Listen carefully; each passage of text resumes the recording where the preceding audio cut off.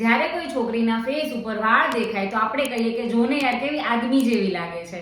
મોઢા ઉપર પિમ્પલ્સ હોય તો આપણે કહીએ કે જોને તેનું મોઢું તો બીવાઈ જવાય એવું લાગે છે.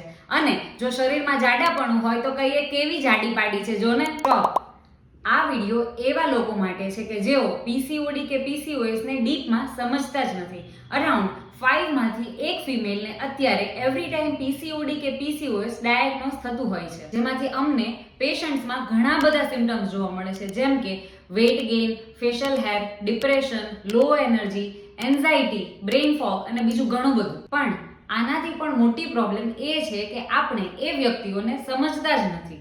આમાંથી કોઈ એક ફિમેલ એ તમારી મમ્મી, તમારી બહેન, તમારી વાઈફ કે તમારી દીકરી પણ હોઈ શકે છે. વુમન એમ્પાવરમેન્ટ માટે આજે ભલે લોકો કંઈ પણ કરે, પરંતુ જો એ ફિમેલના હેલ્થ ઇશ્યુઝને એડ્રેસ નહીં કરે તો એ બધા જ એફર્ટ્સ અધૂરા છે. તો સમજો, એમને ક્રિટિસાઇઝ કરવા કરતાં તેઓને કોઈ એક્સપર્ટ પાસે લઈને જાઓ.